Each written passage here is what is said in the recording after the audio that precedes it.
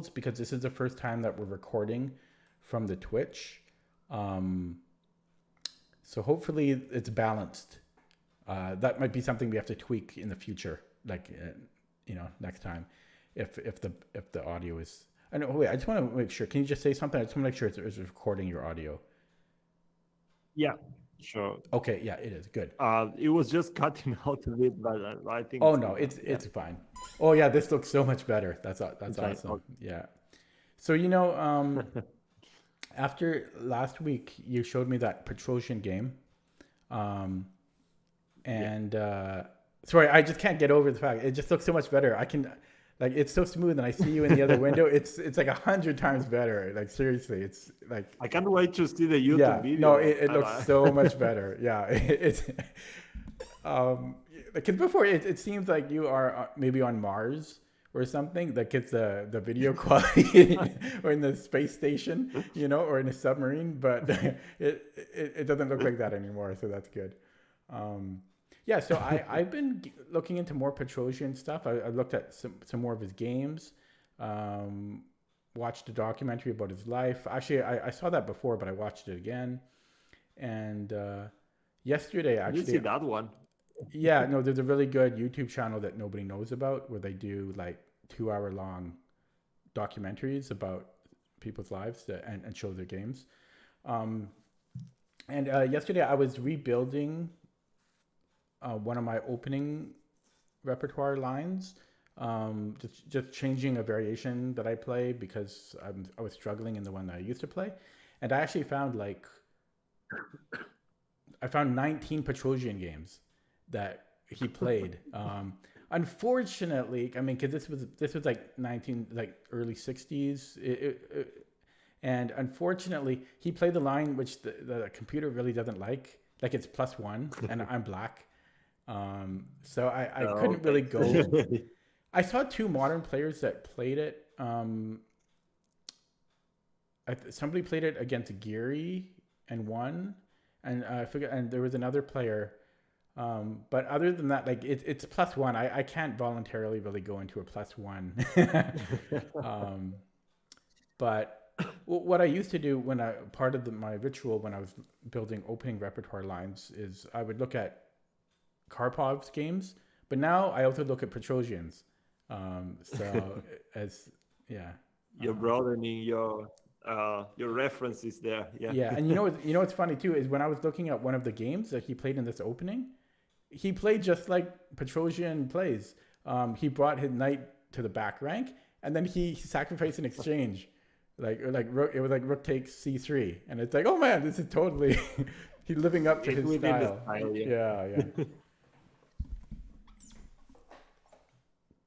Yeah. I mean, it's amazing how Petrosian just could see through he was always a couple of steps ahead. Um, and his games are really good for that. Just to notice um, how easily he countered his opponent's ideas, and his opponents were top grandmasters. I mean, he wasn't just facing obvious threats all the time. He had to deal with very deep plans, and even so, he made it look so easy to just avert any kind of counterplay that came his way. Very hard to do. It looks easy, but when you want to do it, you're just up against a bunch of threats and you don't even know what to do against it. But he made it seem just too yeah. easy. He has a um, very unique style. It's not just defensive. Like his style was quite unique. I feel. yeah, in fact, he has games that even up to today's quite original. Mm. Um, he lifted it's changed the position, it's changed sacrifice to a completely new level. Some of them are really exotic. I mean, it really looks like he shouldn't have any compensation. Yeah, He doesn't even get a pound sometimes, and it's still okay. yeah. He seemed um, to really just care about quality of position over all else. I saw a game where he sacrificed the exchange twice in the single game. oh, Yeah, yeah. He plays with the black pieces, is that right? I forget, but Yeah, one of them is rook takes c4. I think, yeah, for the two bishops, I think that's, yeah. I forget. And I'm Um, sure he did that more than once too, where he sacrificed exchange twice. yeah, yeah, probably. uh, so, well, good thing you told me that you also played on chess.com. You played some games there. Because I found two very interesting games that you played very recently. I Yeah, mean, I had a within this. couple. I had a few good games. Quality wise.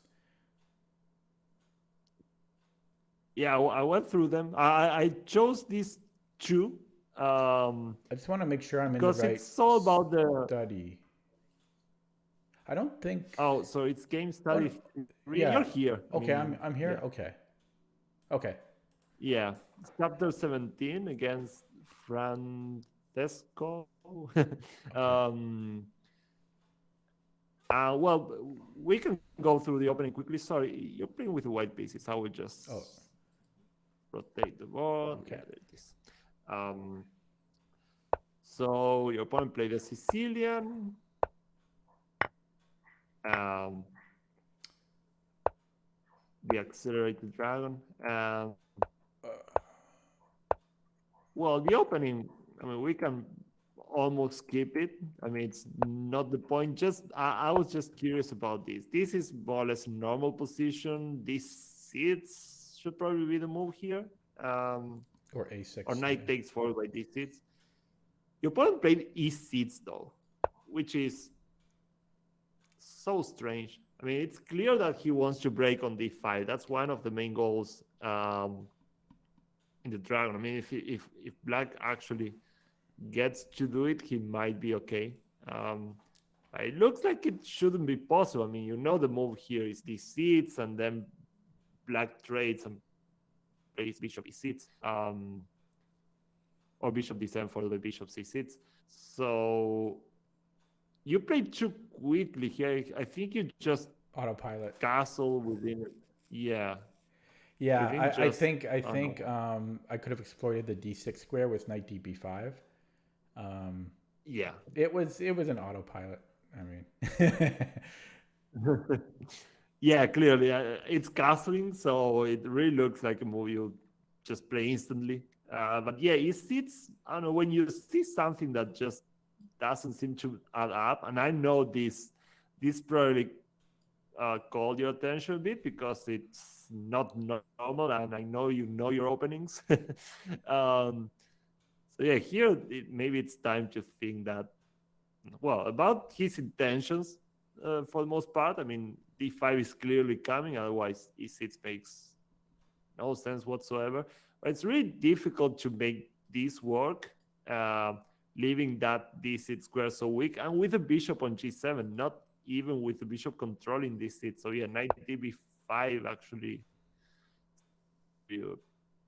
a pretty decent advantage here. um, well, d5 is not happening anymore, and it really looks like you're going to put a piece here. I mean, actually, I think the line the computer was suggesting was 98, which is a strong indication that this is just bad for black. um, so, okay, you castle, d5 was played, and this more or less equalizes probably. I mean, it's very interesting the, from the point of view of the structure you get. This is all more or less forcing. this is very much like a normal dragon now, though it's last like four Yeah, moves. Yeah. yeah, and but it's quite a quiet position. I mean, both your kings are safe, and now it's all about the structure. I know this looks like you should have some advantage, but I mean, this isolated also gives black some open lines to work with. And I think he played pretty decently here. He played bishop e6. No big mistakes here. But well, any of you, you just more or less miss a chance there to exploit that weakening with these seats. But other than that, this is more or less fine. If someone can put pressure here, it's probably you. Not much though. Plays very well. I mean, with this, um, it looks like you're still going to give him a weakness as the game went, because you exchange queens, and now you can create an isolated pawn on d5. It's also a passed pawn though, and well, everything was exchanged. This is where I wanted to get to. Oh, How wait, do you wait. feel about this endgame? Do you Oh think you God, have no! This brings chances? back, yeah, this brings back bad memories.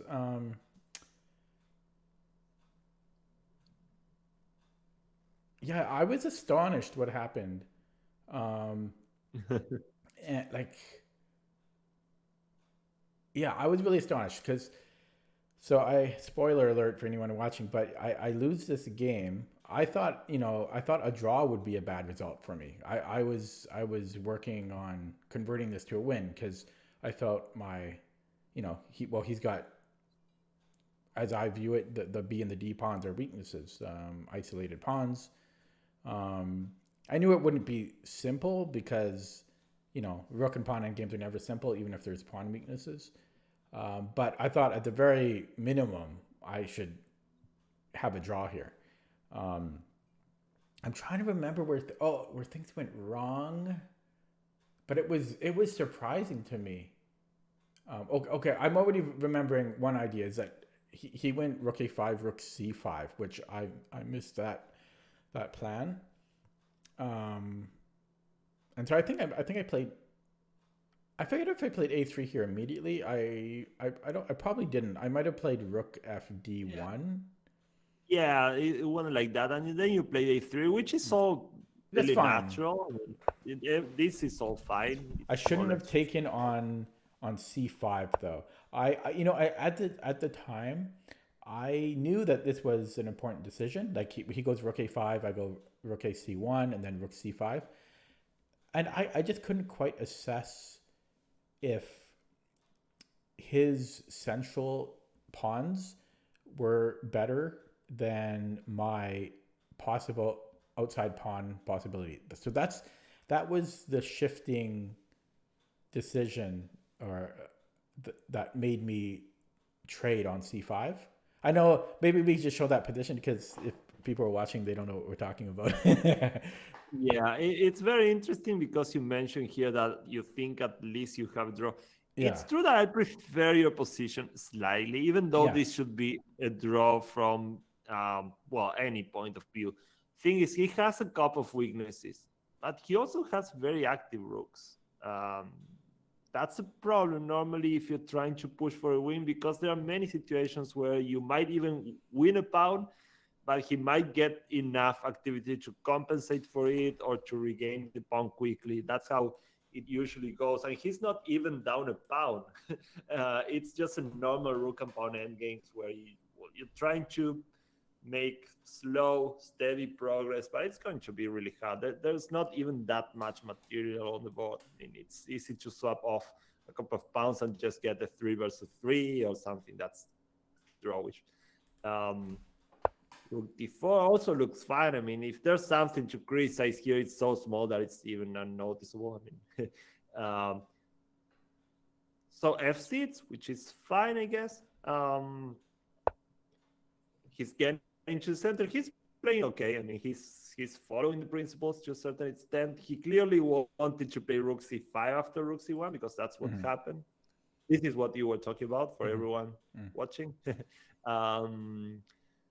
So yeah, here, for example, well, the option is just getting the king to the center, uh, which looks normal. I mean, king f1 maybe, and if king f7, king e2, it's still probably quite drawish. I mean, he still has rook c5. Um, Making progress here is going to be probably impossible. There's a lot of defenders for the pawn. I mean, he gets the king to e6, and he even frees this rook to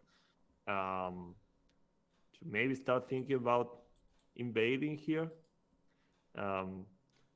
But I'm interested in how this went wrong, Yeah, really. no, it went really Um, wrong. Like this is stuff of nightmares.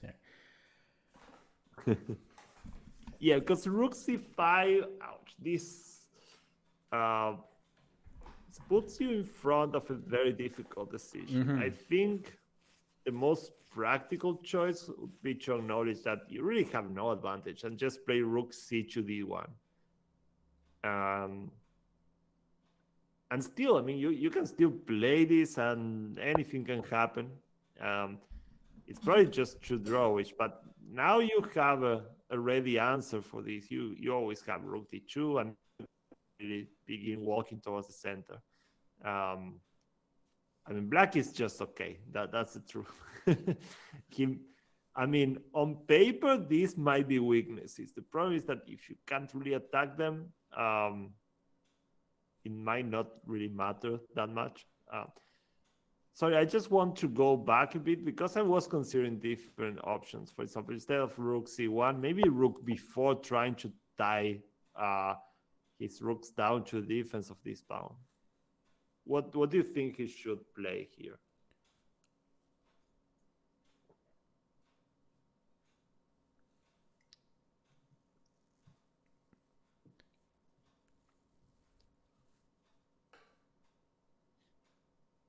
I'm just wondering about d4. He has to be careful about that because if I can blockade it and then get my king in, that could be a problem for him. But I'm wondering if I have time to do that. I might. Let's just say, okay, so let's just say d4 and rook d. Well, I guess I could also just take on b5 immediately. No, no. I don't think d4 is good for him.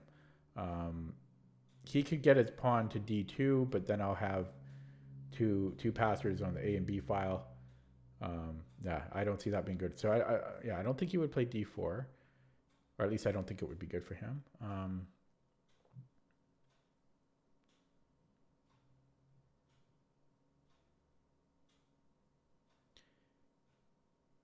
Yeah, so if you're going to defend b seats, yeah, maybe rook d. I'm looking at rook d6.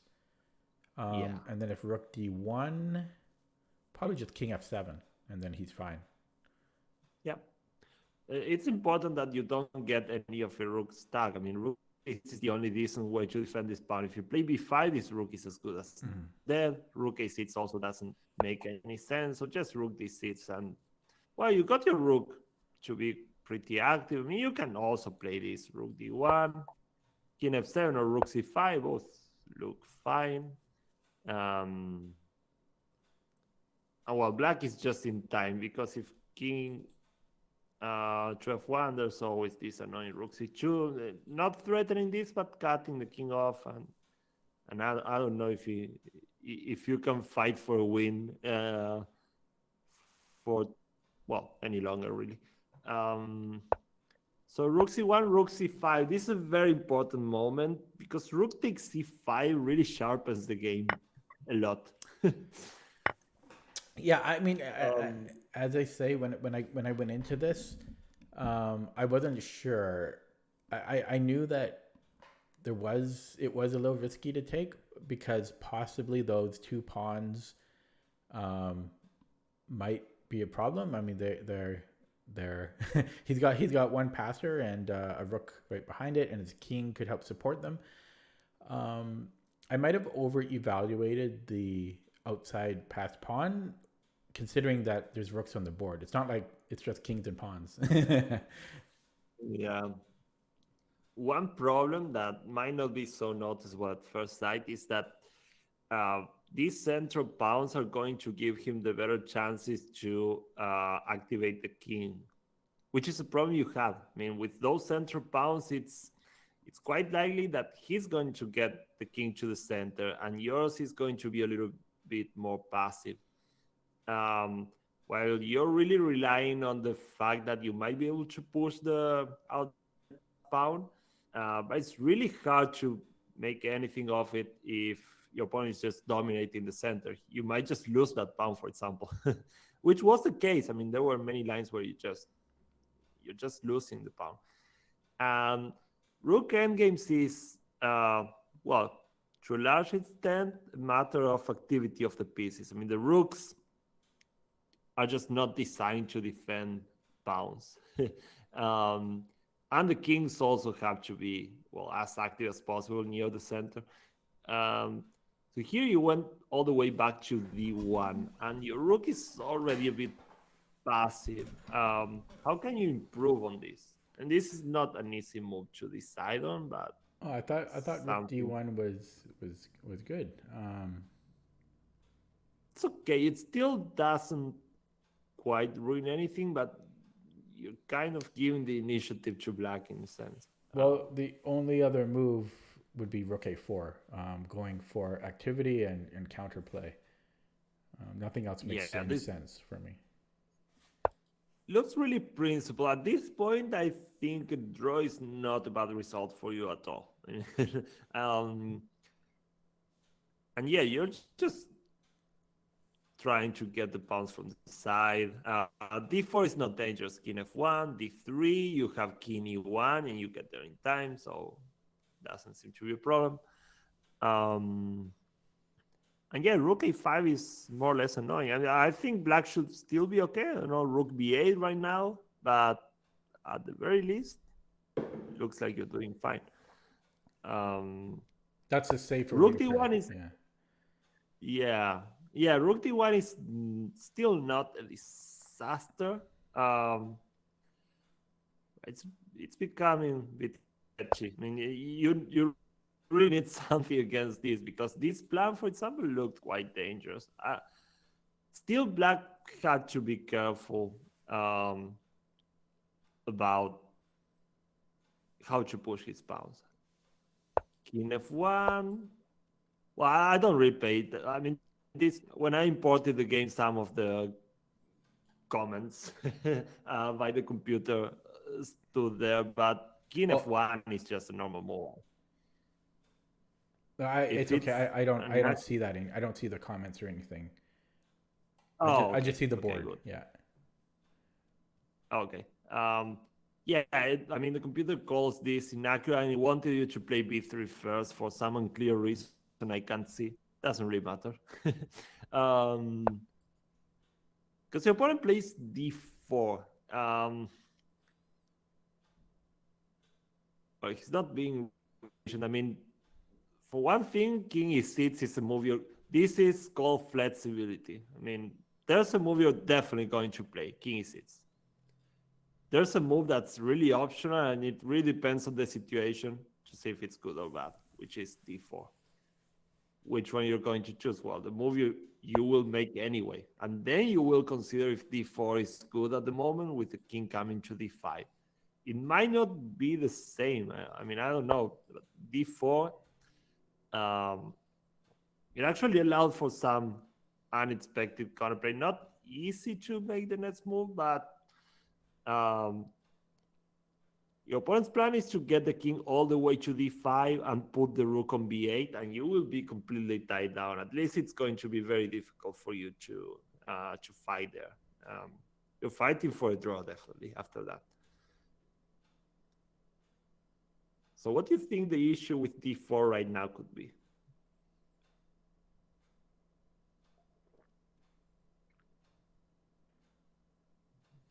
I mean, the first thing that comes to mind is Rook E1, just cutting off the king, but I don't know if that actually works because possibly just Rook B8. I guess I could then go Rook C1.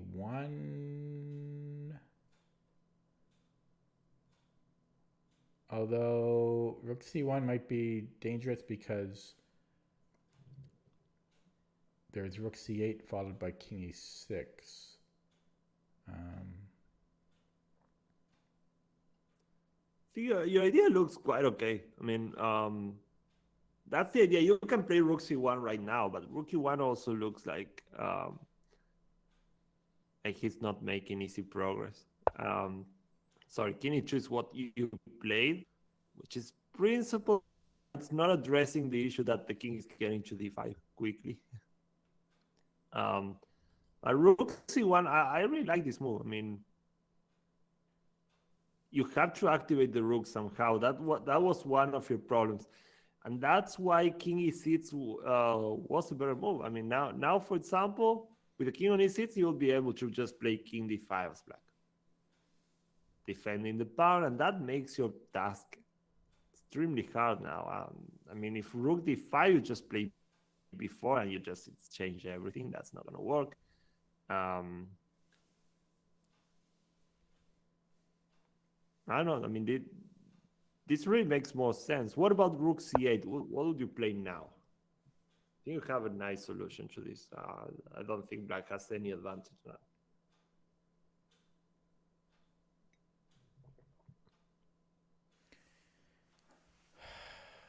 I don't know if b4 works. B4, sorry, yeah, b4, c4. What? b5? Can he do something with those pawns?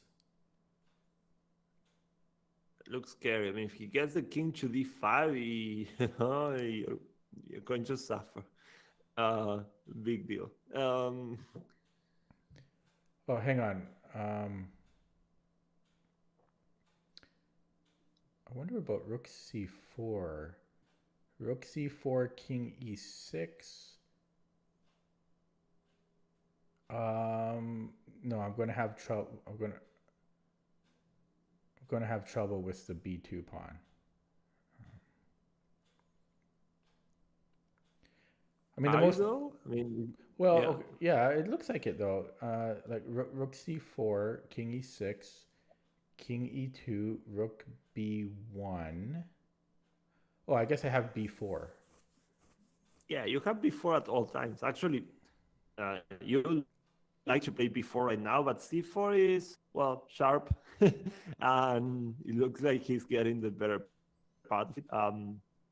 But if you play rook c4, you're fixing the pawn first. Only you can be better this time. And that's one thing in rook and pawn endgames. You always have to keep considering the possible pawn endgames that might arise. And if you exchange everything, you're going to win that endgame. You're going to have an outside pass pawn. So black can't really go for this. I mean, it's probably safest for him to play rook b8 right now and trade these pawns with an obvious draw. Because if he goes too far with this, I think he's setting himself for some very hard. King d5. King d5 just loses. Oh yeah, I just take rook. Yeah, rook c5. Yeah.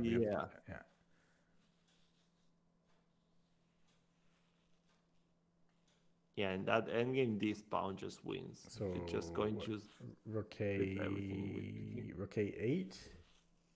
It's going to be, yeah, rook a8 maybe. Very good. I think this secures the draw for him.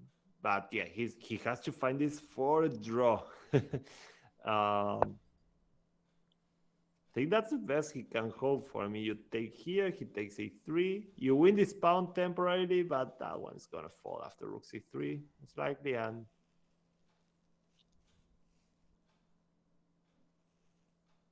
yeah, you can still play for win. It's just definitely, well, even king d5. This might be the easiest. So black doesn't even have to think anymore. Yeah, this is a draw. Rook c1. This one's lost, but you start to push this. Everything's going to get traded.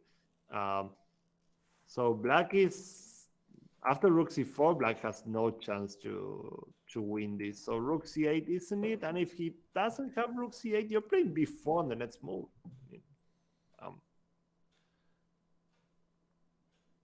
This was the easy path to a draw. That's why d4 more or less fails.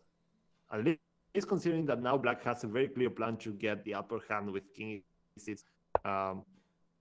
Well, you played king e2, which is a bit slower. I mean, it's logical. You're getting the king to the center. That's good. But the problem is you didn't make anything of this rook. And that's coming back to hurt you. King e6. But it makes sense.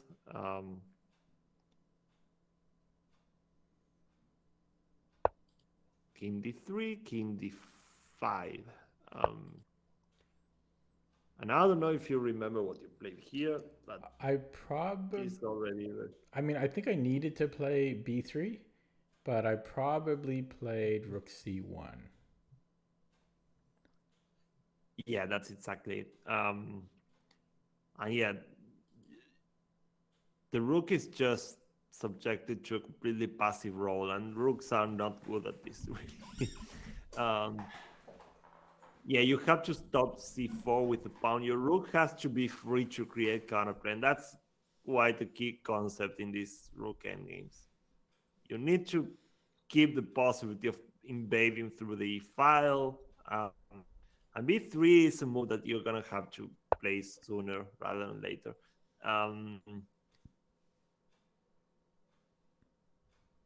I guess b3, yeah. b3 is quite fine. If rook b8, now what do you play?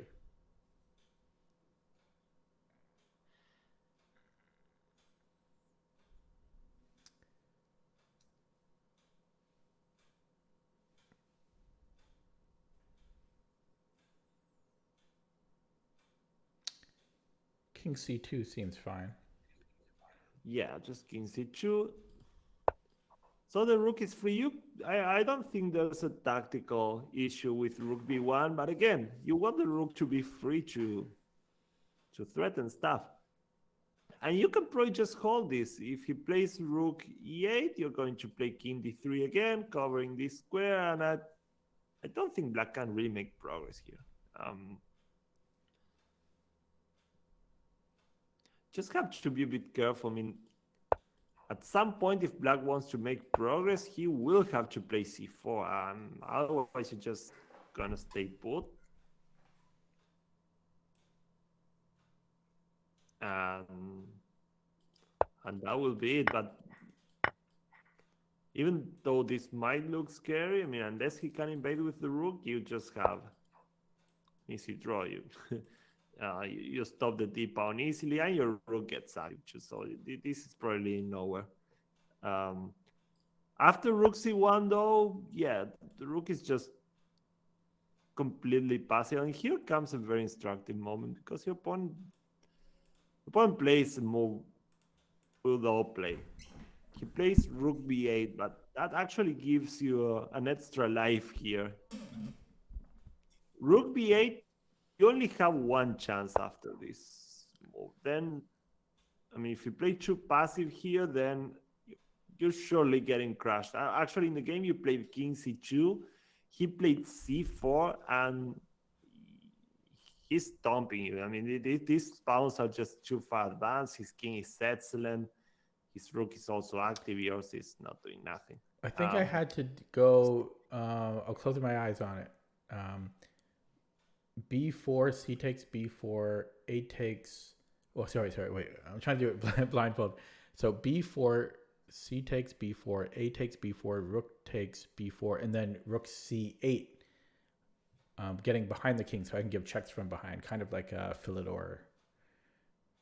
Yeah, it's like a Philidor with more pounds. But still, the principle holds. I mean, it's just a draw. It's your last chance, though. I mean, if you allow this, I don't think you can hold it anymore. But yeah, I mean, sometimes you can even save endgames that are looking quite bleak. When it comes to rook endgames, because the activity of the rooks is paramount. I mean, it's way more important than material considerations even sometimes. Here it seems to be the case. Pawn takes, rook takes, rook back to c8. We still might have some issues after this, but I don't think this should be holdable. Yeah, what's just Rook D8, King what? F6, or I mean King E6.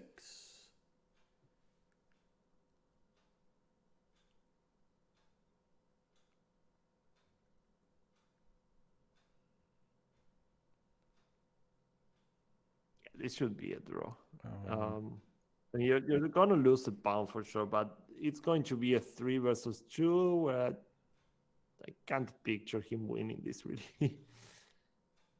You still have to work though.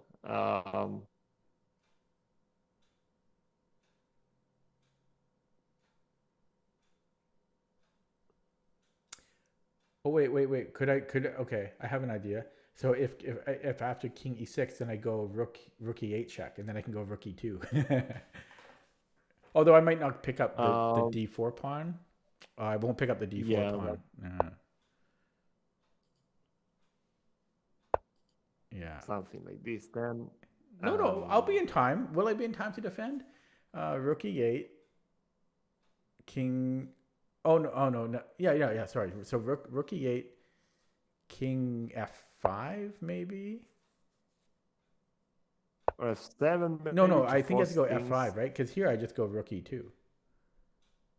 Rook e2, but he Yeah. changes and plays. Yeah, but I'm then I just take his pawn. Oh, am I not quick No, enough? because rook e2, yeah. Oh, I thought I would be. I thought he'd be too far away. No, because your king also goes Y- through e2. It goes Yeah. back. I mean, rook e2, Damn. rook takes, and takes. Okay.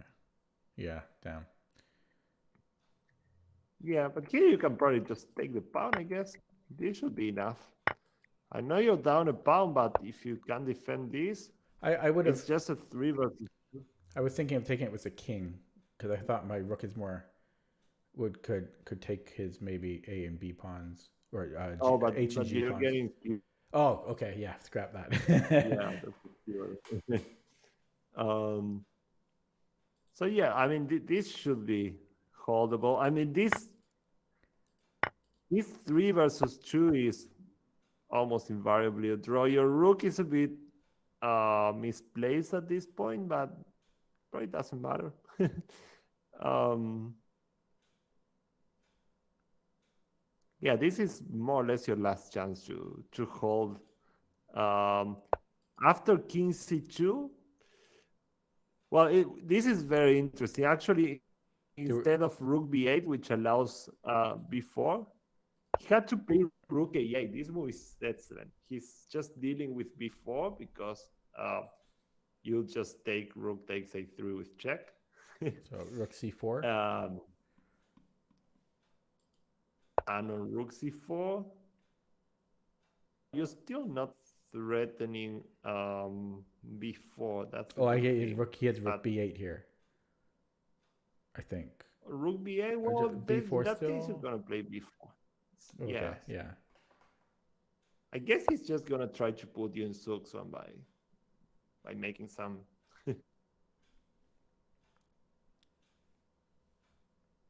I don't know if he's going to be successful, but this is way more annoying. Because you can't really arrange b4, so you at some point you're going to run out of moves.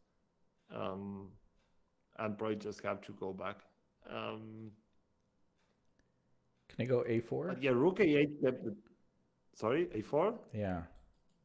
I'm trying to so that I can. You won't have b4 any longer, so in that case, I guess this Yeah. is Well, more annoying. so rook b2. Rook c2. I mean. Well, now that's really passive. He can give a check on b3, play c4.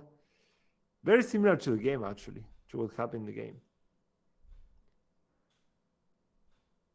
If you allow rook b3 check, the king has to go back to d2, for example, and c4, well, then he's getting something close to what happened in the game. And your 8 pawn is just not enough.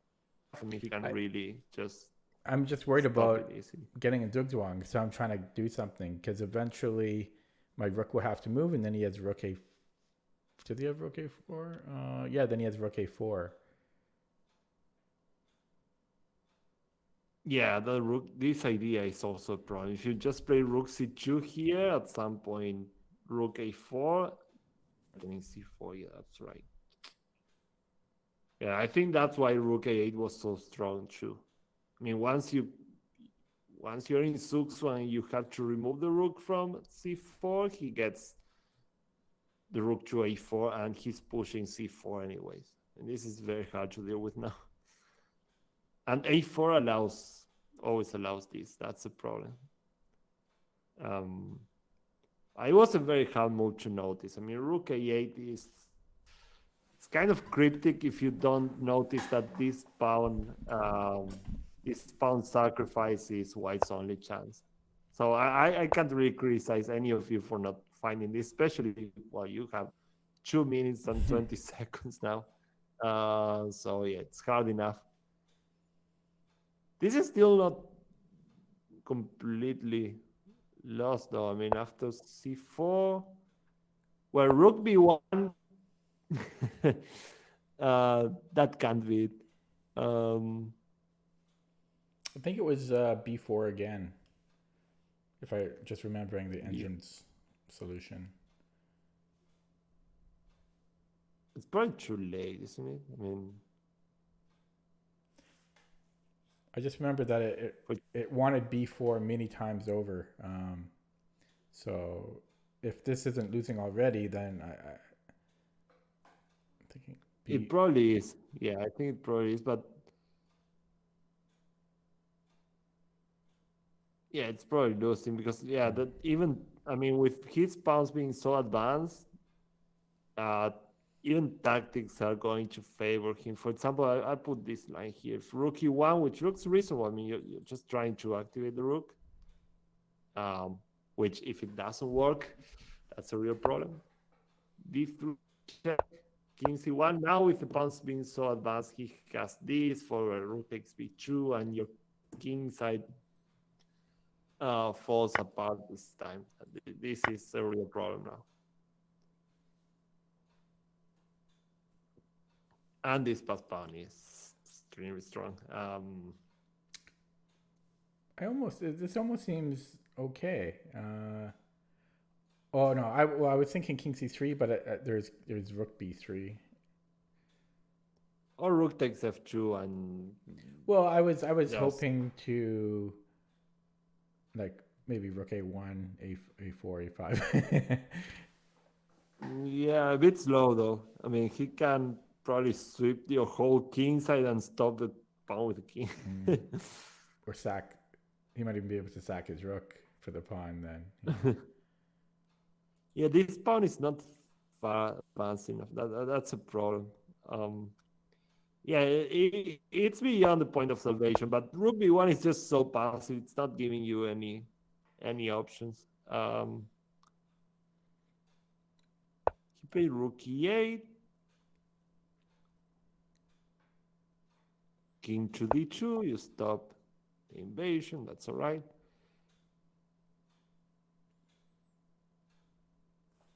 But he's not seeing a clear path to victory here. Yeah, there was a problem here. I'm trying to remember. Well, rook e8, king d2, and he's not invading. He played d3, which is so unconvincing. When you push the pawns, you have to be really careful about not getting them just blocked. I don't know, what do you think is a constructive plan for black if he's going to play for a win now? What's the way?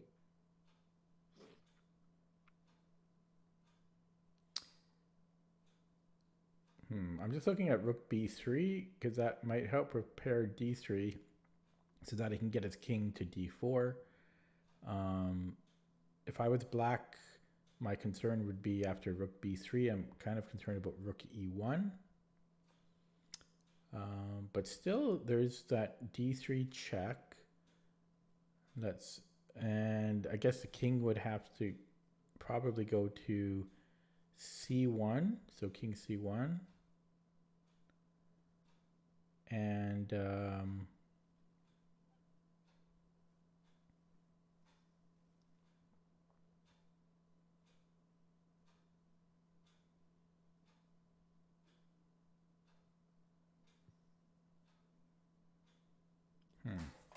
it's probably a good idea not to allow this. Yeah.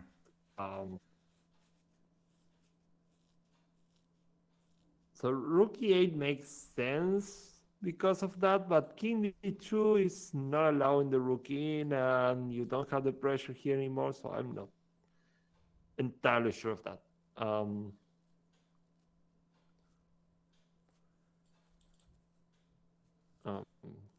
That was a misclick, sorry. Yeah, I'm looking at c3 now.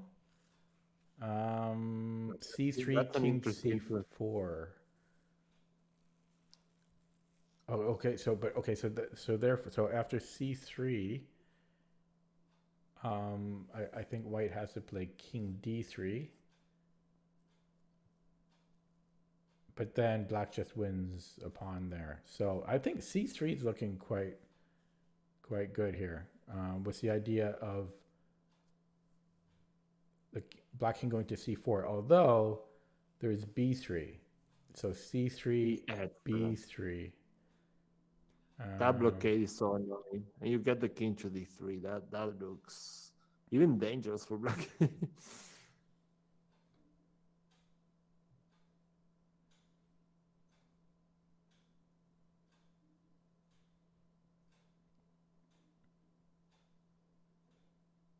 I'm thinking of d3 right now.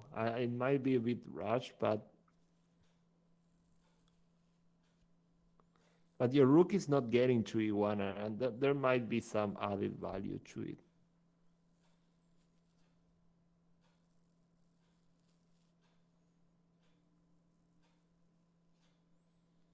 Yeah, I guess the point is that black can go to d4.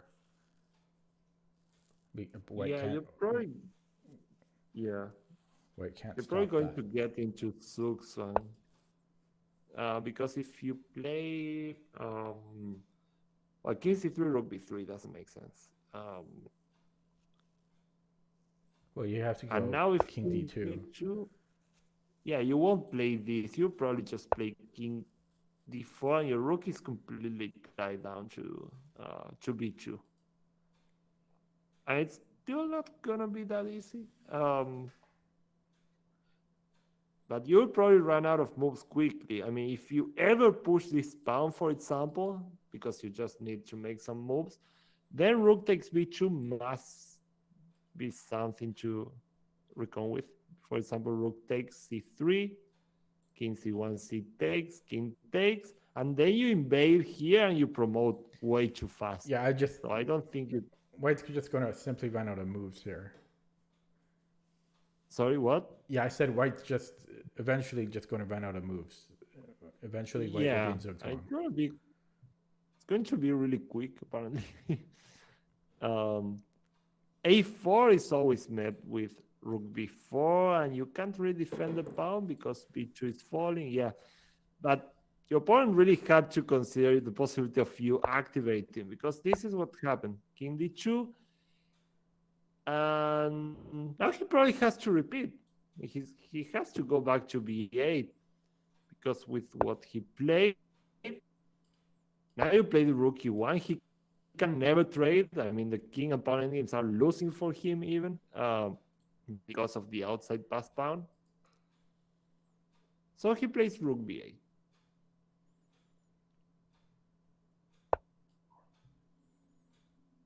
And now again, this move is crucial, but there's a big difference. Now your rook is free.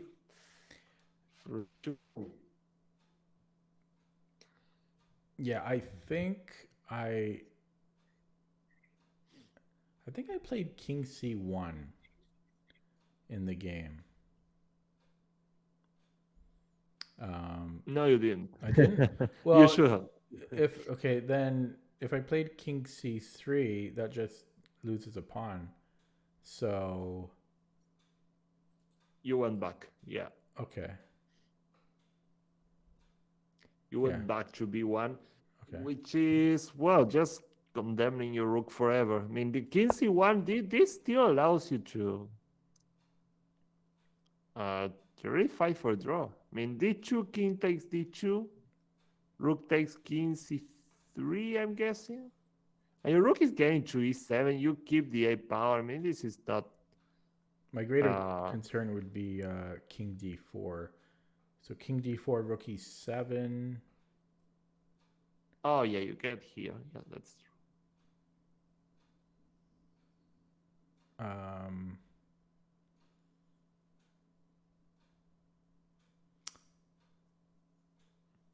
Yeah, that should be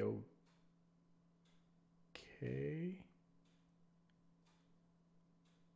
Yeah, that seems okay for white, I think. It seems like it holds. Yeah, this is now way more problematic. I mean, he allowed your rook to get out, and you can start checking from behind. King d4 doesn't do it. I guess his best chance should be this check. Rook takes. But even here, King c3, Rook No, takes, and Rook e7. I was more worried of Rook b3 after King c3, Rook b3. Oh, okay, makes sense. This looks like it's very forcing, is it? I mean, and this has to be. I think it would make more sense just to play King c1.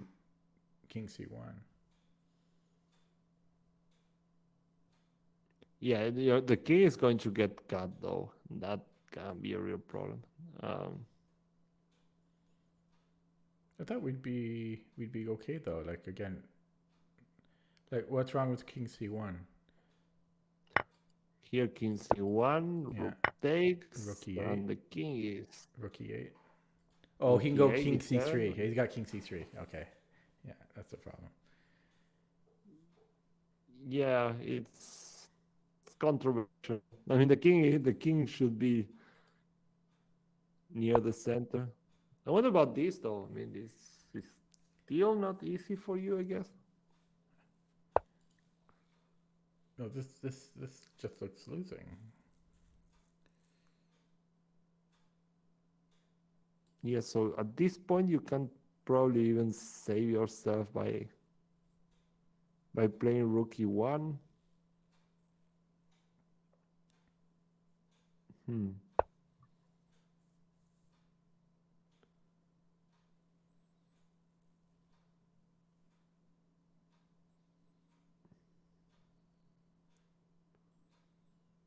Yeah, this is probably beyond salvation, really. D2 is, but it has to find D2, otherwise you create quick counterplay, but you can't really ignore this with the Rook on e1.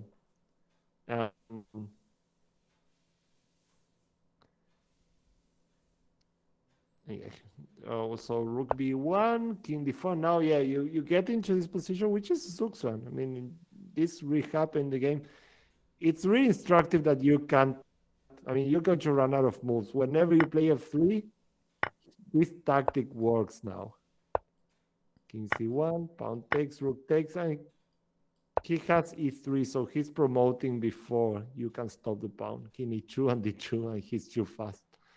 So yeah, you're going to run out of moves quickly. So you play the e4, rook b4,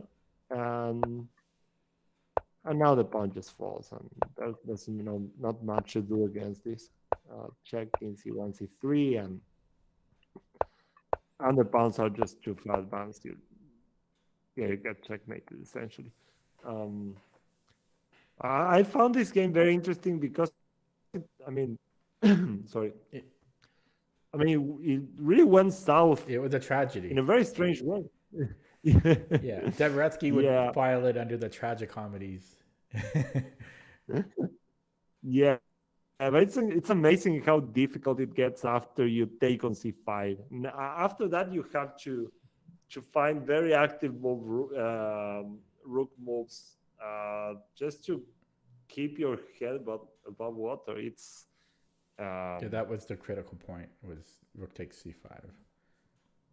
Yeah, and yeah, this just shows that, I mean, the activity in Rook endgame sometimes, I mean, it can offset an advantage of a pawn or even two. But playing passive, that's probably the main mistake everyone does. Everyone makes. For example, your opponent here had his way more or less clear to play d4, get the king to d5, and there it's quite clear that you're already defending. You're just playing for a draw. His king is better. His rook is really attacking your pawns. Yeah, you might be able to hold, but you had a pretty decent position. Maybe it was even easier to play from your side.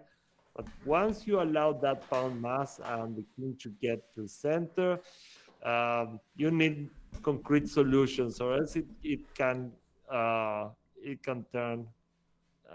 it can turn out to be really ugly to defend. It's really hard. Um, you played another rook endgame here. It's maybe not properly a rook endgame because there were pieces, but the principle holds. I mean, well, we're not take a look at the whole game because um, it's not to the point. Maybe the game was interesting, but I'm really interested in this part of the game. What do you think about your end game at this point? I'm trying to Equally. remember the game. I don't really remember it. But yeah. Sorry, but what was the question though? What do I think about? How do you feel about your end game now? You're playing with black pieces. Well, I love my bishop. I've got free reign to just go like bishop d5 at some point. I hate my pawns. My pawns are a mess, just scattered, sitting ducks. His knight is very active. So there's pros and cons. But my bishop, I'm really in love with my bishop here. My G rook is awesome.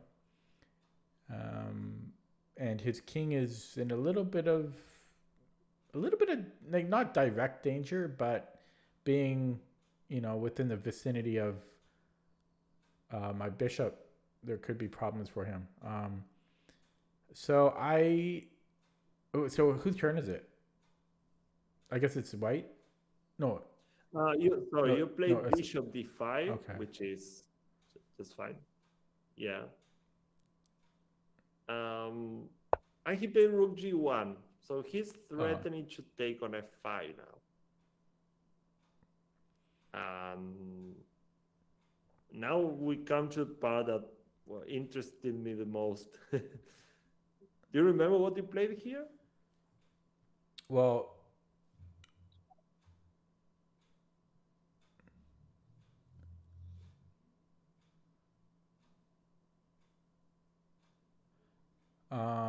I don't remember what I played. If I had to guess, it would have been rook a d8 or rook a e8. I mean, but I'm almost wondering if I could play rook g3 here. Rook g3, king h2. I guess that leads nowhere quick. But yeah, in the game, I probably, or maybe not probably, but I'm guessing I played rook a e8, because that just seems like a natural move to play. Yeah, it was a natural move. You played bishop e4 though. What? No, I didn't. Yeah, I was curious. If you didn't see that he was taking your bishop, or what was it? I played that. Hang on, I gotta. Okay. Yeah, I was surprised too. Okay. I mean, I had just under 3 minutes, but still, I guess I was just wanting to keep that f5 pawn.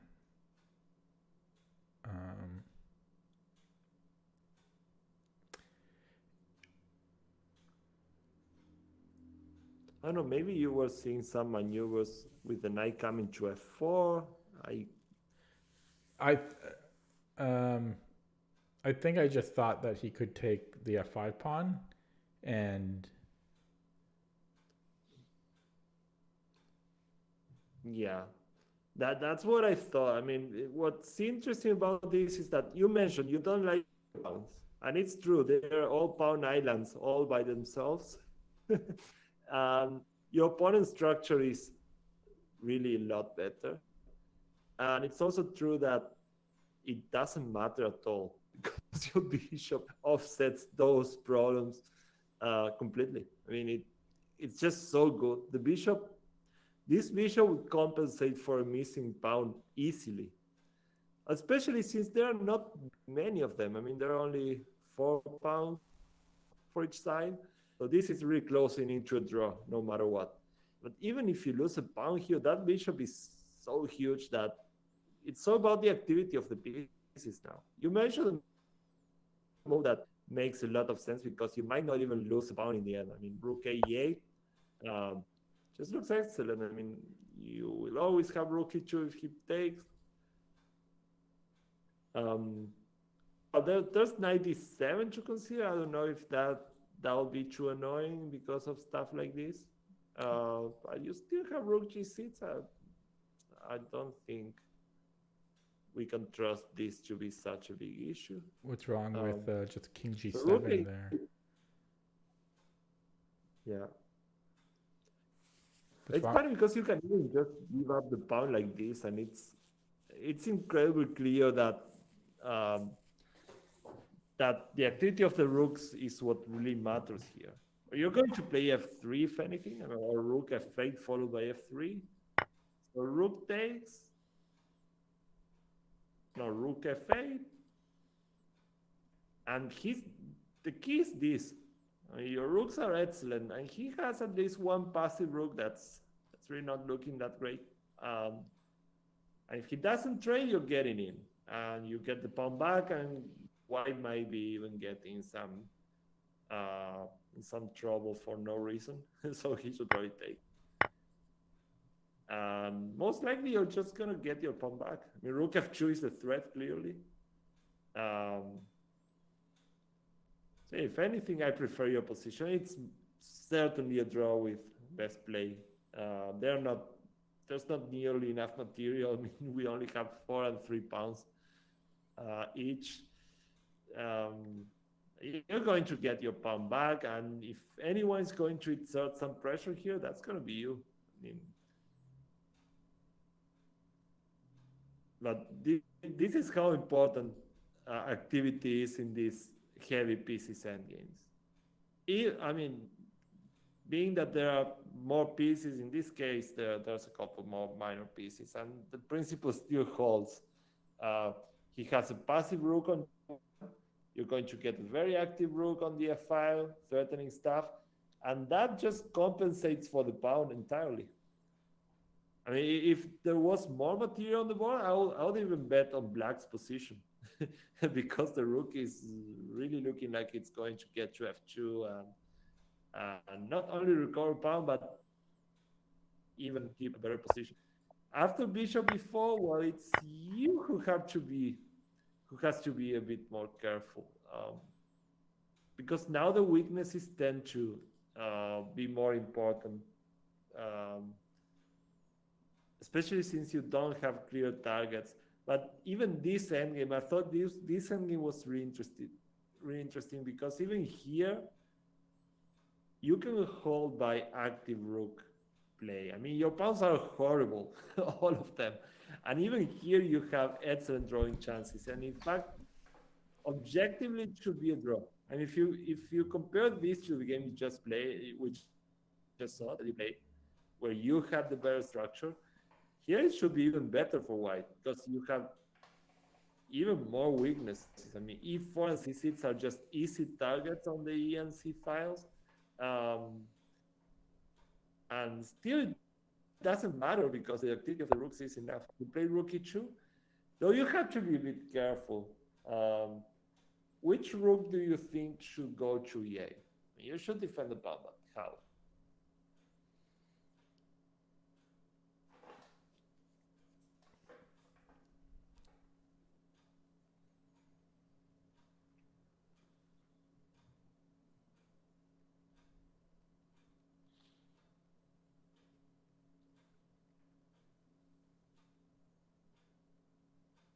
Um,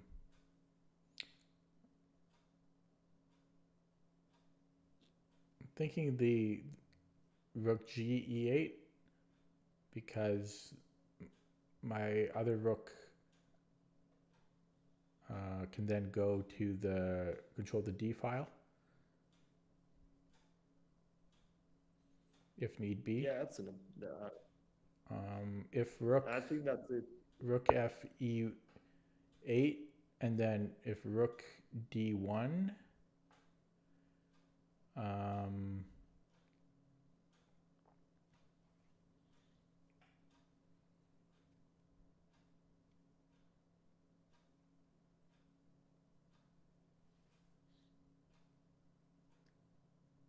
What's interesting here is that if you try a couple of rooks and you lose a pawn, the e4 pawn is probably still a draw. I was just And he about, said, pawn, yeah, yeah, that's what I was looking at. I was looking at rook f d8, rook d1, and then I was thinking rook a d8, and if rook takes d8, rook takes d8, rook takes e4, then I have rook d2. Um,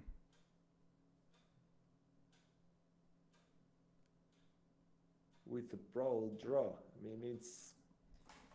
I mean, the pawns on the queen side are all going to disappear at some point. You might even be able to force it with a5, a4, even a3. And when you get 2 against 1, even if there are rooks, it's just an easy draw on the king side. But yeah, you need to keep the option of playing the rook to d8. You play the rook a e8 though, and this makes things a bit harder because the rook on g8 doesn't make sense anymore. I mean, you don't have played down the g file. Now you can play to the f file, but this is the least important open file here because once white plays king g1, you have no entry points. So your rook is just not effective there anymore. Rook g1, and now there's a huge difference. I mean, you're really losing this pawn, but you should still try this probably. So you get into f2 in case you lose the pawn. what did I play? You play rook d8, and that's a big difference. Now you don't get to trade a couple of rooks, not immediately at least. It takes on e4, and this is a bit So my harder heart was in the right place. I had the right idea, but the key thing was I didn't realize I'm not trading a pair of rooks. That's the okay. Yeah, you got stuck with Oh, I more or less remember passive. this. I think it was the Endgame. I remember. Okay, sorry, but I remember the okay. The 2 pigs on Now the he can 7th. torture you forever with rook e2. You get to trade a couple of rooks, but you don't get to occupy the second rank, and that's a problem. Then he's going to slowly improve, bring the king with the second rank defended. Then he's going to start pushing the pawns. He can play a rook to c2 and have you tied down to this pawn, and he can play forever with an extra pawn, with great winning chances, really. But he has to play this. It's very different if you keep a strong rook. I mean, you can try, but it's just not going to happen.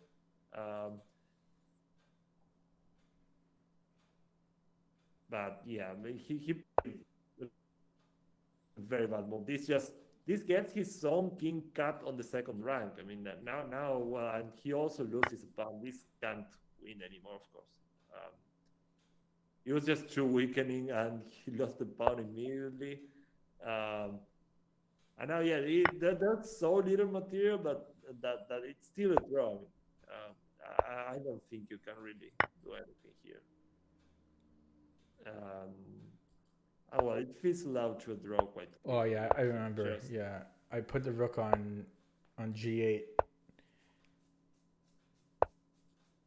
Yeah, you played h5, more or less forced it. I mean, you forced the perpetual after some moves. Check. H1, rook g2, g2. Yeah, I think it was a repetition round here. Rook is Yeah, I had a rook perpet. e2 is 7, and you started checking. Yeah. It's okay. It looks reasonable. There was nothing for anyone any longer. And now there's just a perpetual. This one was very interesting. It's just worth noticing how important activity is. I mean, bishop e4 lands you in. I mean, it wasn't necessary. Your bishop was huge, even if you lose the pawn. But even here, I mean, your position looks really bad because you have the pawns scattered all over the place. And even here, you have great activity. I mean, this should be a draw. Most certainly. You lose a pawn, yeah, you can even keep it like this. It's fun because you get to keep the pawn for some time. Um, but still, I mean, this is probably the clearest way. Um, and Rook d2. And yeah, he can defend on the side. He can even trade this for this one, but it's just not enough. I mean, Rook before, I'm guessing a5 should be, and a4, a3 is the threat, so to speak. And yeah, these two are going to disappear. These two are also going to disappear, and two against one on the same flank, it's just a dead draw. So yeah, these rook endgames give you Yeah, because I guess massive opportunity. because I'll be able to trade one of the pawns off, and then it's just a Philidor. Yeah, exactly. That's the best. That's the best white can get because you can always cut the king. So it's very hard for him to even push the pawns. With some work, he gets to push the pawns, but and yeah, the best he can get is a filial position. Yeah, again, it was all about activity. Here, you make your life a bit complicated by using the rook that need to go to the open files, and you're leaving yourself a very well, kind of useless rook. It's Yep. just stuck on g8. It's not doing anything really. Well, you know that saying, whichever rook you decide to move, it's always the wrong one. It's the wrong one. Yeah. It's gonna be the wrong one for sure. Very interesting game. It'll be worth taking a look at Rubinstein's rook endgames. You might have seen some of them. I don't know. Rubinstein was very famous for his prowess in rook endgames with many pawns even. He had a great technique and he always managed to just squeeze a little more activity for his rooks than he gave his opponents. And he won many famous rook endgames, which were really hard to impose against, well, all the elite of his time. I don't know if you ever saw those. I mean, I know that Some of them, maybe. he's renowned for his rook end games, but there's a book or two, I think, even on Chessable, on his end games. I haven't really dug into them though, because to me it's really dry material. It's hard to to get into, I think. Yeah, more or less. I mean, it's not overly theoretical because this is more about endgame technique. I mean, you see in your game there were some very nice practical examples of just how important it is to keep the rooks active. And that really helps when you're calculating these endgames because there are moves that you're just gonna rule out. Those moves like rook b1, which you don't really want to make, well, you'll probably be calculating in order not to get your rook stuck there. And that makes a huge difference. In fact, I didn't put a Rubinstein game here. I put one of my games. The reason was just that I remember this one, and I thought it was very clear. And I mean, you can get comments on Rubinstein games from any source, really. There's countless material on Rubinstein's rook endgames. Not on my endgame, of course. So I just wanted to show what transpired here. Was this what is this from? Because Is this from a this is a tournament game? very old game. I played this is yeah, but 2005. Oh, okay. So So it's what really old. were you It's really CM? old. Well, I didn't have a title. I mean, I was close to 2300. Oh, okay. And then I stopped playing for a while, for a long time. And I got the title at least I got 2300 in well, 5 years later, easily. So you Yeah, skipped the CM title. 2010. You didn't apply for the CM title. You just went straight to FM. Yeah, I don't know if in 2005 Oh. the title title was still was a thing already. Mm-hmm. I think it wasn't. Mm-hmm. I'm not entirely sure. um, yeah, I mean when I was climbing my way to 2300s, it didn't exist. So yeah, it was not even an option. um, so okay, in this case, I have this endgame, which looks clearly favorable. I mean, I have two extremely active rooks. His rooks are undeniably passive. I mean, the rook on b3, I mean, its whole point is basically defending c3. Well, what to say about the rook on f1? It's just completely tied down to f2. And even here, white has some drawing chances.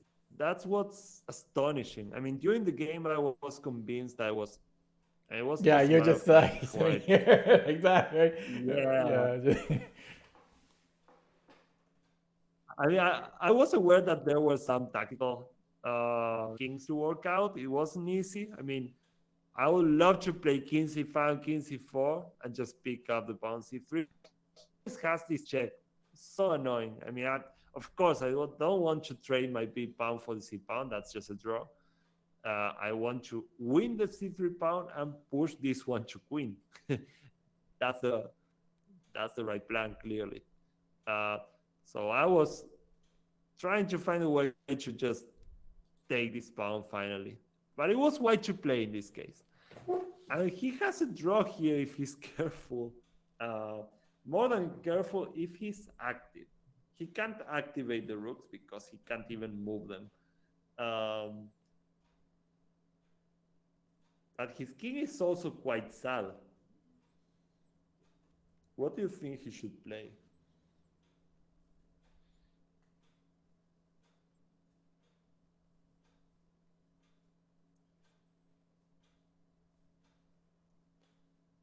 Actually, I recall that I vaguely considered the right move for white here, and I couldn't quite believe that he'd get away with it, but turns out he could.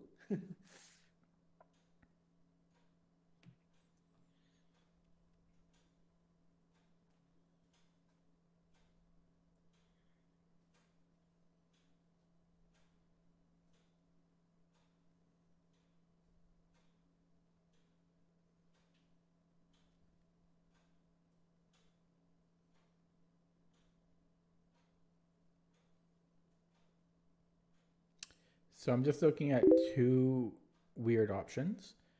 Um, sorry, the chat's active right now, but yeah. So I'm looking at two weird options. I was looking at King F3 with the idea of G4, and then I was also just looking at G4 immediately.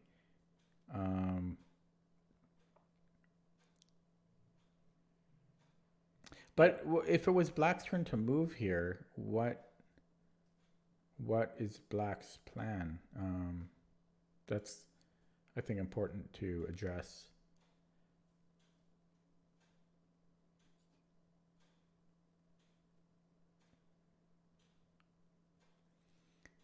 Yeah, that's a good question. My plan was to exchange this rook and then go after this pawn. So I wanted to play something like rook cb2. Okay. And after the pawn trade, then go Yeah. after the pawn. Yeah. So I'm wondering if we can. So I'm wondering. So let's say King F3 and Rook CB2 and well. Yeah. Then okay. Let's say we trade. Rook takes B2. Rook takes B2, and then G4.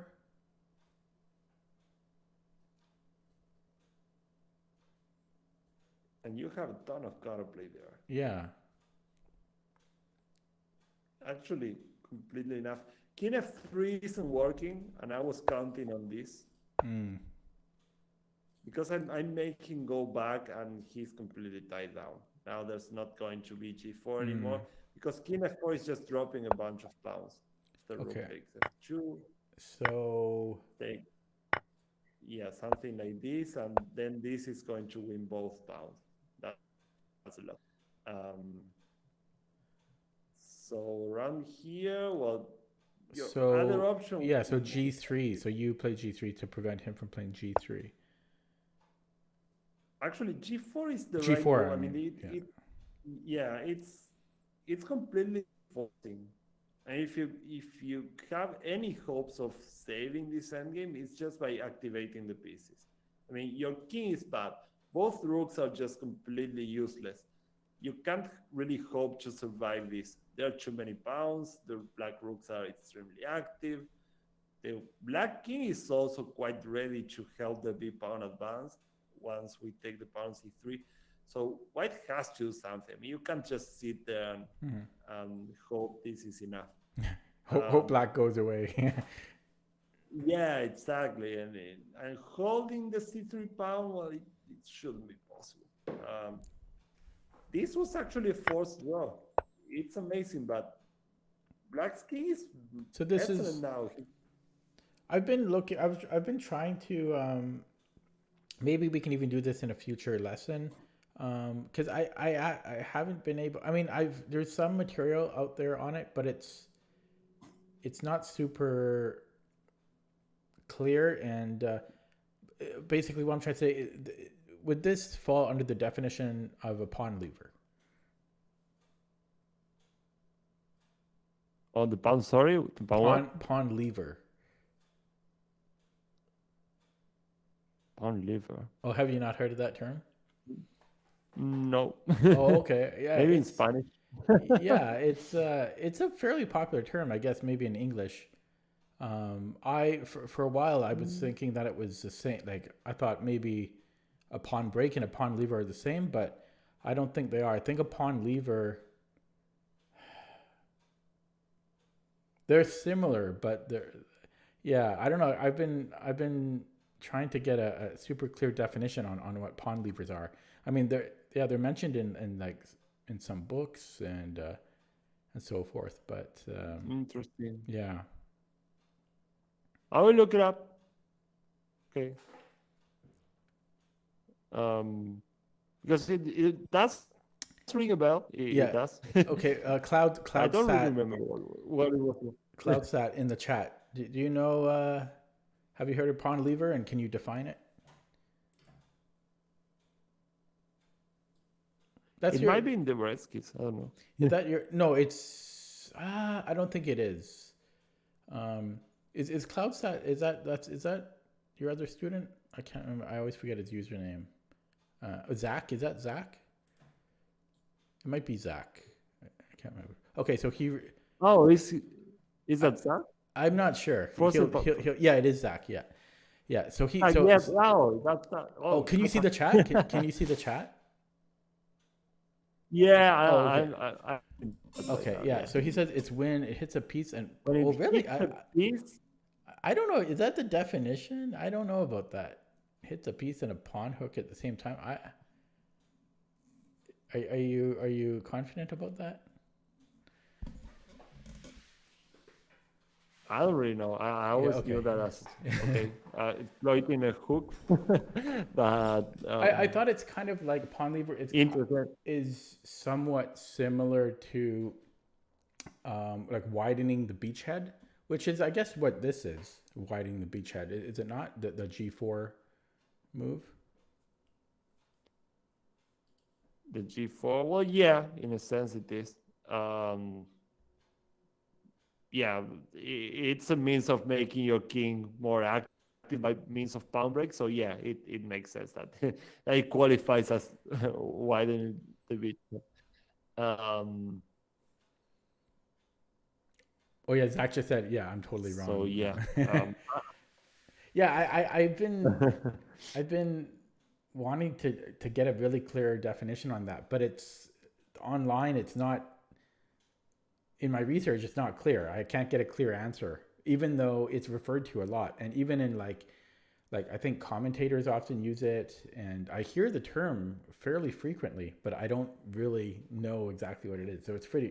I think I've heard it. I really Yeah. don't know what it is Yeah, also. that's what it's a very gray in my mind. So it's not a clear definition. Yeah. But Oh, Zach is giving a link to okay. Yeah. an advanced tactic setup. Huh. Let's see if I open that, will it screw up? Okay, I can actually open it. According to much. Yeah. Oh, that's an all source. Yeah. Offers to trade itself, yeah, and leads to an ultimate.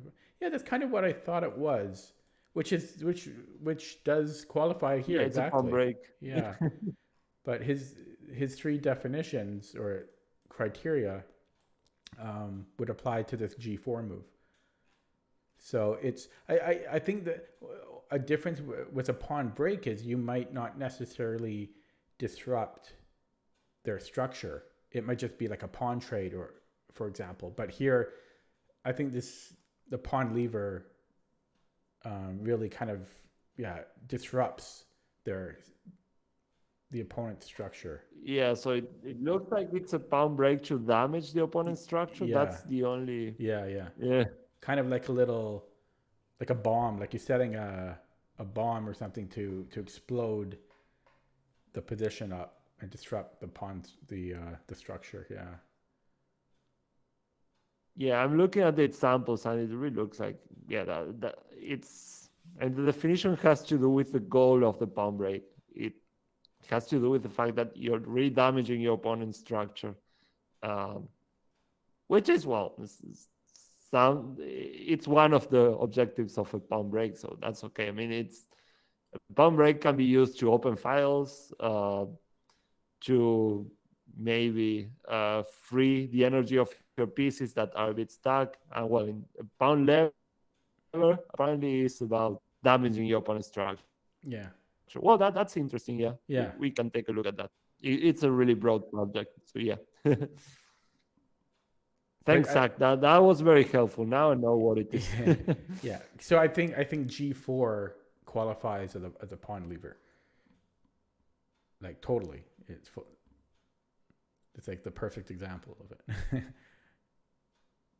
it. Well, yeah. At least it gives you access to all. Yeah, it destroys my pawns on the king side. That's true. And it gives the white king direct access to them. And now the king is actually better even than mine here. For example, if I follow it up with my same plan, this is just drawish. I mean, it really becomes a race now, and it looks like I'm a bit better positioned maybe, but white can easily play. Sorry, not king takes. Sorry, king takes g5, rook takes c3, and even though I'm attacking this pawn, f4 just draws because the pawn is so fast. And of course, working this out on the board is nearly impossible, at least this level. But well, I put this long variation here. It turns out, of course, that I have to give the rook for this pawn, which I'm gonna do once white forces me to. I mean, I just push my pawns as far as I can, and only when he attacks the rook, well, now I have to give it up. And this is looking hard for white, but this pawn is not far advanced enough. So white can get back in time and actually stop the pawns, and it's just a draw. Yeah. But white will be sweating here, though. I can guarantee that. I mean, yeah. It looks scary. The thing is, when you play king c3, king e3, you can't really make progress because anytime you play king c2, there's check and you sacrifice the rook for the pawn. So it's just a draw. This is more or less a forced draw now. And that's it. So what did he play? What did your opponent? Did he play g4? It's incredible, but my opponent played the worst move possible. He played king g1. I mean, it's better to just pass if it was possible. um, Oh, was but yeah, I he? mean, it makes sense. So There's let's no see. other. What was his idea here? Just to hold, to stand still and not Mm, give up any pounds. mm, Because yeah, it's true that if you don't go for this, then you don't have moves. The rooks can't move without dropping pounds. So yeah, this is the only move that doesn't lose a pawn. Uh, and actually, I didn't even play well here. I played rook e2, which is a way of preventing this mm, threat. But g4 is just better. I mean, you just play mm. g4 and forget all about it. Yeah. Because he might have g4 in the future. I missed that. I had to play it right away. Um, he played rook b4. Makes sense once I'm not threatening the c3 pawn. Um, and well, here I should have gone back and just tied the rook back down to pawn. He probably has to play g4 though. I'm giving him some extra chances. And I played the rook. I played it really wrong here. Rook e2 b2. We both didn't appreciate how strong the activation of the king would be. Because even here, g4 gives him good chances for a draw. I mean, even if I'm picking up this pawn now the rook gets active. The main point is that on principle, he should have done something of this, of all these ideas. Otherwise, he's just waiting for the c3 pawn to fall. And when you activate, because you lost a pawn and the opponent has a passed pawn, and then it's probably too late. I know this looks like it's gonna be a draw. I don't know. He played rook before though. Rook d2. Well, now I have to do this because white is very threatening just to play g4. Um, but what's can't you play G4 still? g4. I think the problem Oh was yeah, I was this. just about to say that. Yeah. Yeah, I think now it's annoying because then Can he's going to have we a look on this pawn. and we don't want to trade that for the C3 pawn? It could be. Maybe this works. Maybe this still works. We're gonna lose that G4 too though. Yeah, that's true. But maybe I have to settle for this.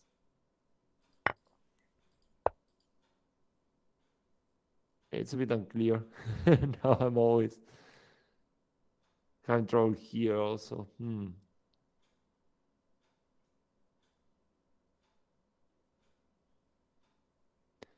I don't know. This is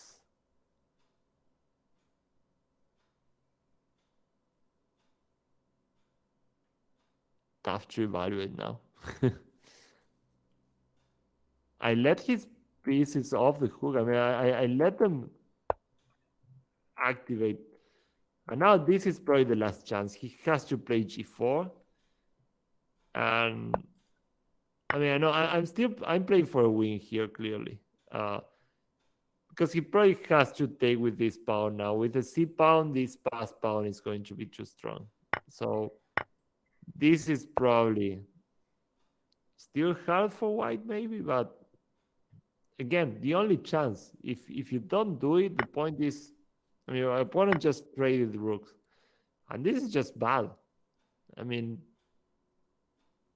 now I'm going to capture the c3 pawn for sure, and the counterplay is not in time. Rook a1, rook e2, and what should white play? This is probably the last chance to keep the game more or less alive.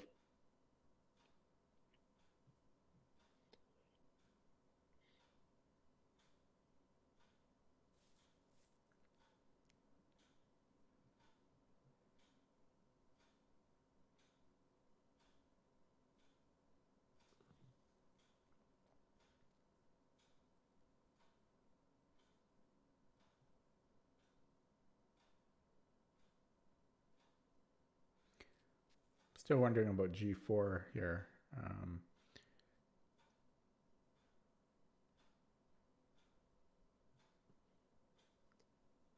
Yeah, with the G4. king on If you G1.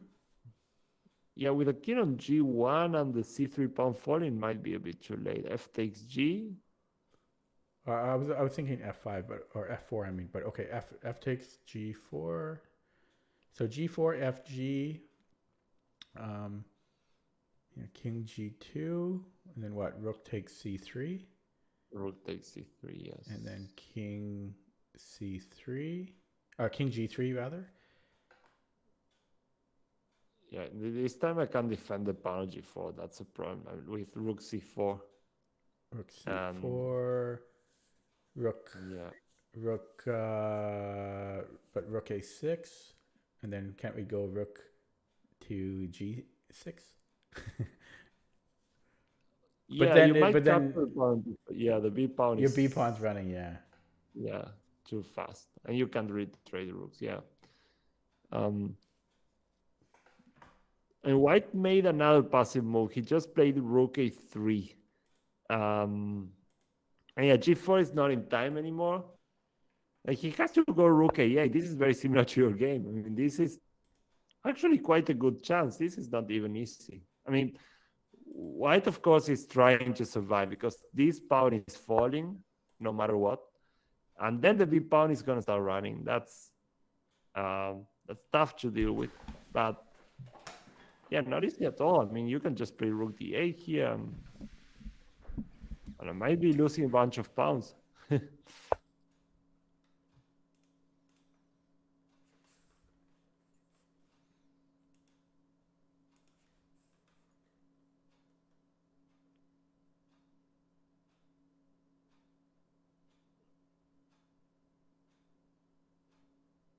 No, White might be in time to save himself here, even here.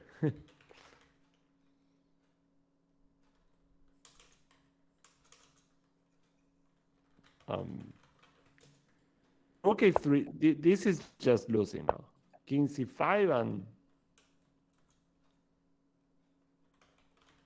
maybe he missed this. I mean, Rook B3, this was his idea. He thought that after King C4, Rook B4 check, and he's still holding. King C5, he goes back. Like, how do you win the pawn now? You have to find a way of picking up this pawn.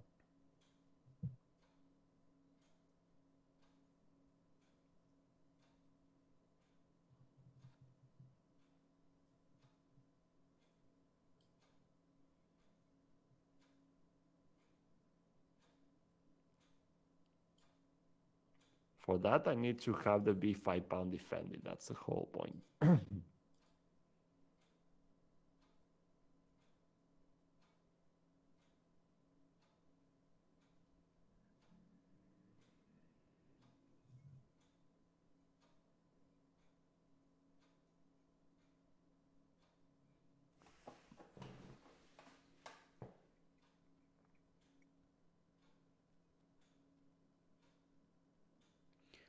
So I'm just thinking if we put the rook on A5, and then we can play King C4. So I'm guessing Rook A2 to Rook A5. Excellent, yeah. Yeah, that's the maneuver. Then King C4 and C3 falls. In fact, Rook B4 is going to be countered with Rook A3. Still, the easiest was just to play G4. Now just kill any kind of counterplay.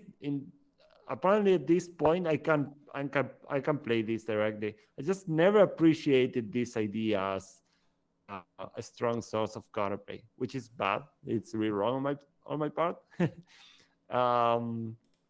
But it's too late. I mean, it's funny because my opponent now tries to play this. Better late than never. It's not in time now. Yeah. A way worse version of of what he could have done in the initial position. So F takes G. Well, Rook went back to B1. I don't know how necessary that is, but it's forced after King C4 anyway. And now he even played this, which is really strange. I mean, he wants to take with the Rook. I should have just taken on C3. I repeated moves. I don't know why I did this. Time trouble, maybe. Yeah, there was a 30-second increment, so it might have been because I just was adding a lot of time just by repeating a couple of times. Well, King G3 is just too slow now. Rook takes C3, King takes G4, and then I just start pushing the B pawn. It's just too slow. This is more or less the same. Rook takes C3. Well, finally I did. With your before, with your opponent around the same rating level as you? Yeah, a bit less. He was 2200 at the time. Yeah. And I was 22 something, close to 2300. How do you think the 2200 from 2005 compares to your 2200 today? That's a good question. That's a good question. Yeah. I have no idea really. It's really hard to compare. I mean, nowadays people at that rating know way more opening theory than before. I mean, I could confidently, but that's true about everyone. I mean, I can say the same thing about me almost. So I don't know if I can judge the level based on that. I mean, everyone knows a lot more nowadays. So I think the level is generally stronger. But what about like opening theory aside, though? Practical strength. I think it's about the same. Like, do you think there was any like inflation or deflation since 2005? Doesn't feel like it. Okay. I mean, it's fairly stable. If anything, players at level of 200, well, who are very strong at that point already. I've noticed that everyone at every rating level is tougher to beat.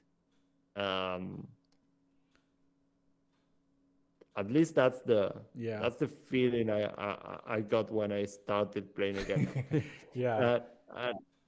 And today it's even worse. I mean, what I always say is that I don't know, 20 years ago when I used to play in open tournaments, there were 2 or even 3 rounds when the 2 or 3 first rounds, you just steamrolled you were more or less.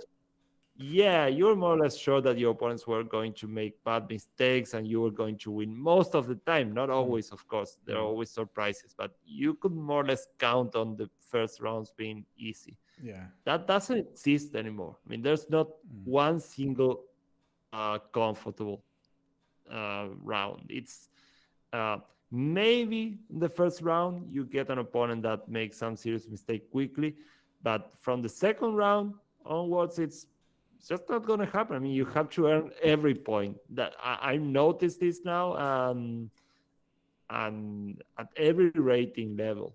I mean, an 1800 today, I think you can expect him to be way stronger than it used to be. Yeah, I might even add to that you say at every level, but I would say that at the lower level, it's night and day in the strength of players today compared to 20 years ago. Like at the lower sections, players 20 years ago were pretty terrible. Like they're blundering within the first 10 moves. Somebody's blundered a piece or a pawn at the lower levels. But now makes sense, right? But now, like at the lowest sections are, they're playing like the Roy Lopez for 15 moves, and then, and it's Sometimes I see, because we get a lot of tournament participation here, and sometimes I'll see some players come back after having not played for 20 years or 25 years, and they're like 50 years old, or 60 years old, and before they quit, they were maybe, let's say, rated 2000 or 1800, and then they just get clobbered. Like they have performance rating of like 1300, and sometimes I see the U on their thing, so unregistered, by round like 5, and they're just like, it's it's completely different. It's crazy. And I personally, I miss the old days. I liked it when there was more disparity, when you did get some easy free games. It kind of felt nice because you kind of get that. I don't know. That's just me, but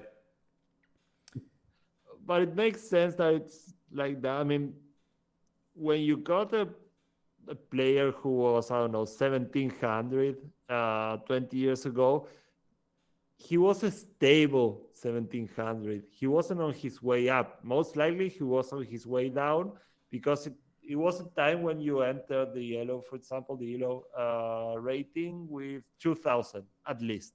So that, that player was on his way down most likely. So he had a stable rating. You knew what you were going to face. You knew what to expect.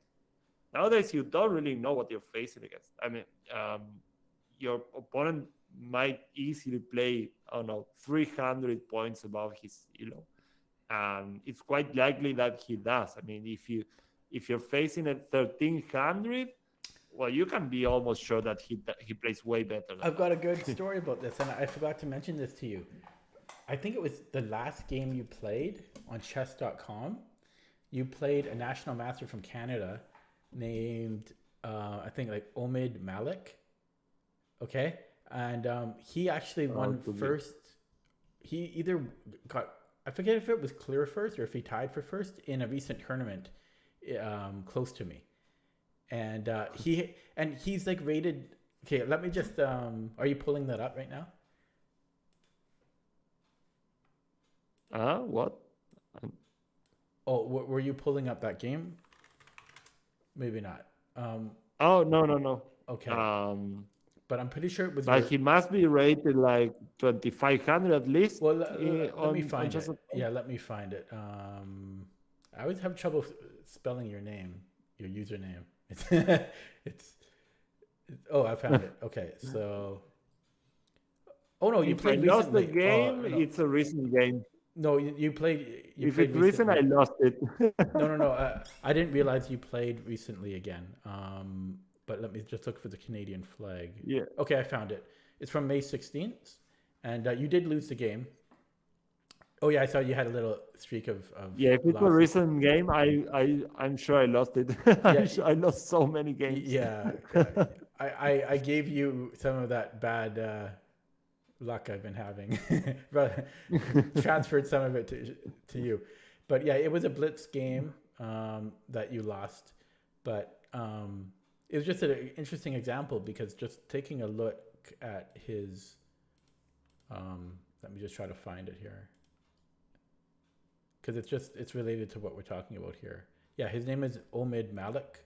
He's actually apparently a Twitch streamer. Maybe he might have streamed your game on Twitch. Yeah, let me just take a look here, because it's a good example here. Okay.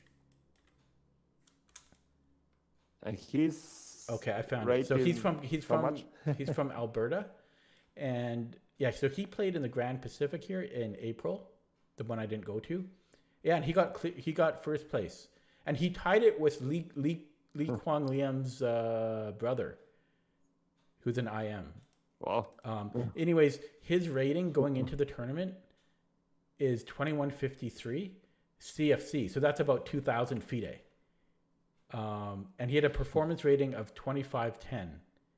And he scored 5 out of 6. Actually, I'm looking at his FIDE account now.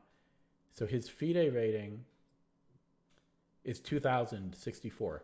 Yeah, so, and that was actually, it would have been less because it just updated today, right? First of the month. So going into the tournament, he was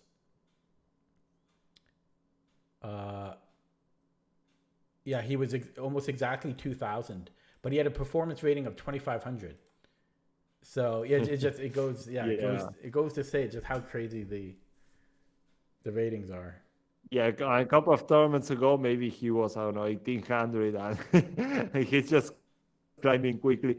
That tends And to he's not happen, like yeah. super young either. He doesn't look that. I don't know. It's I'm just judging by his profile. I haven't seen him in person, but his profile, he looks like maybe 30, 35, but he's like just climbing, just skyrocketing. Yeah. He's playing a lot and studying probably, yeah. um, yeah, it just goes like that. I mean, you don't know what to expect nowadays. You have to assume that your opponent plays better than what his Oh yeah, rating yeah. suggests. I mean, Hmm. that that's a good assumption to make. Yeah, yeah. So I forgot because like um, your tournaments, but you said like yeah, because you don't have a national rating. So back 20 years ago, you didn't really have the beginners playing in the tournaments, or not even beginners, but like novices. So you never really used to face them. But we have them here, and in the U.S. they have them too, because there's never been a requirement to play in the tournaments. You didn't have to, or to get a rating. So we have people that are rated like 300 here. oh, Yeah, yeah.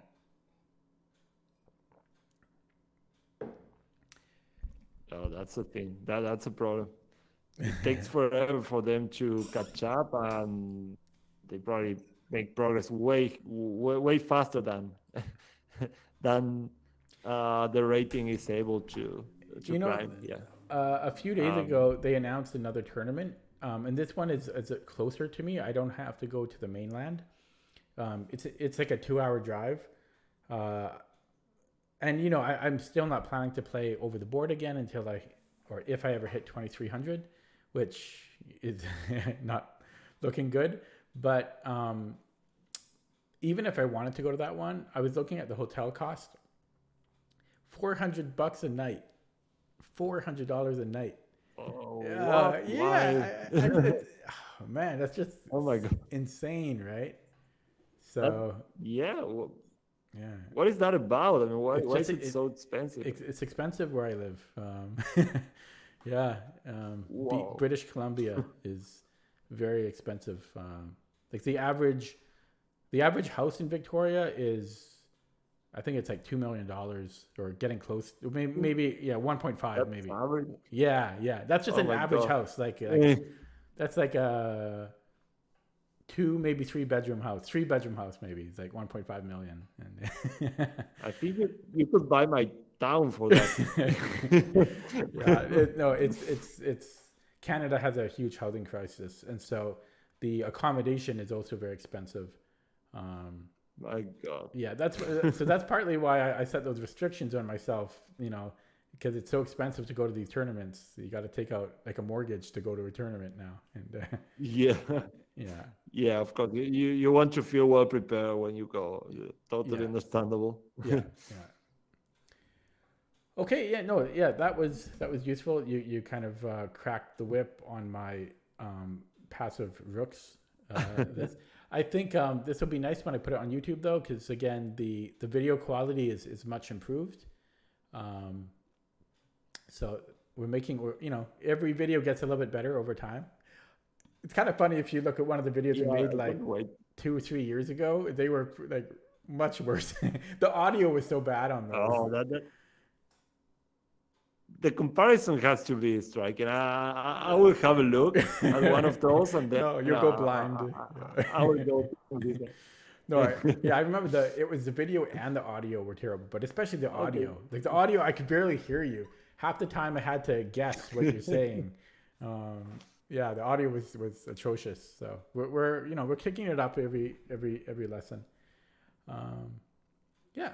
Okay. Yeah. Well, thanks Yeah, again. it's getting more professional. Mhm. Yeah. Yeah. This was helpful.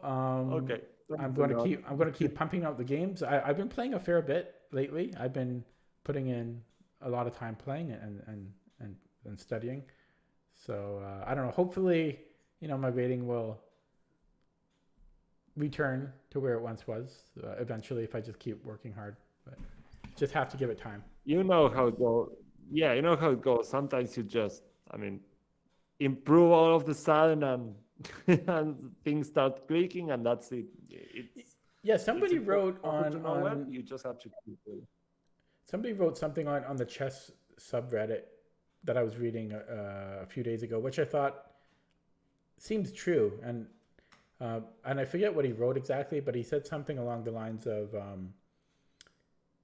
like real progress is made when you are working hard to come back from a rating dip.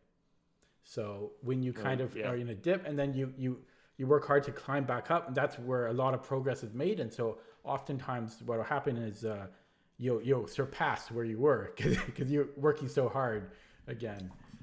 Yeah, you're putting all the effort there. Yeah. More than usual. Yeah.